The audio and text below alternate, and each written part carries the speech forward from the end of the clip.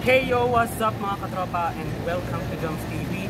Tara, sa vlog na ito ay papasyalin natin isa sa mga pinakadinarayong tourist spot dito po sa Maynila, which is ang Manila Baywalk Dolomite Beach.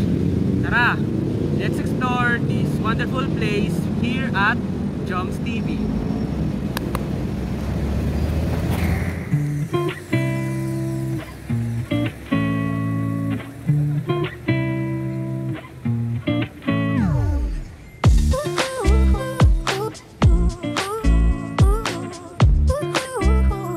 So ngayon mga katropa, andito po tayo sa Manila Baywalk Dolomite Beach na kung saan it's sunny afternoon. Kaya naman napakaganda ng hapong ito, lalong lalo na po dito po sa napakagandang lungsod ng Maynila. Kaya naman mga katropa, ay tayo ngayon ay mag-afternoon walking tour dito po sa Dolomite Beach na kung saan napakatirik ang araw. Kaya naman make sure na meron kayong dalang panangga sa init tulad ng payong and maraming dalang baong tubig.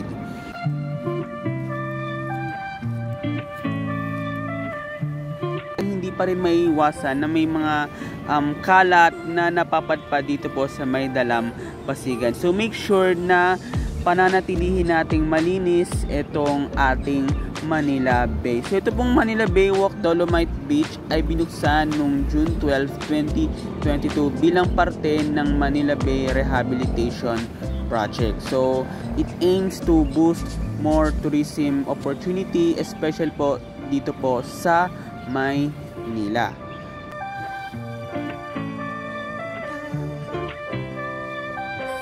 So ito mga katropa, I think ito yata yung pinaka-office ng Dolomite Beach, yung management office nila, ayan.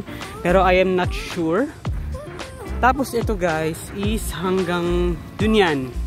Yung may orange na yon, so yun yung dulo nitong Dolomite Beach. Tapos may kita nyo mga katropa, itong CCP Complex dito po sa Pasay City, ayan. And syempre talaga namang super busy itong Manila Bay, especially that maraming barkong nakaangkla within the vicinity of this bay. And also mga katropa, did you know na napakahalaga ng Manila Bay sa ating kasaysayan sapagkat dito ginanap ang makasaysayang Battle of Manila sa pagitan ng Spanish Navy sa pangunguna ni Admiral Patricio Montojo at American Navy sa pangunguna naman ni Admiral George Dewey.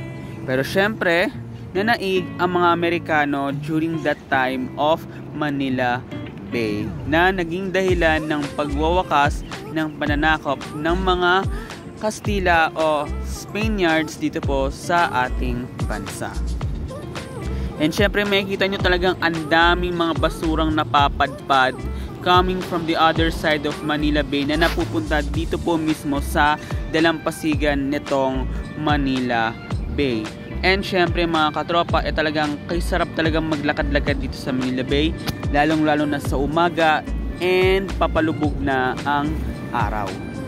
Kaya naman mga katropa, lagi nating tatandaan na be responsible tayo sa pagtatapon ng mga basura, lalong-lalo na sa karagatan at iba pang waterways dahil ito ay nakakasira hindi lamang sa ating kalikasan bagkus sa magandang view nitong Manila Bay. So be responsible and always keep in your mind na maging mapanuri and maging masinop tayo sa pagtatapon ng basura. So sabi ko nga is napakahalaga na clean as you go and be responsible in our environment.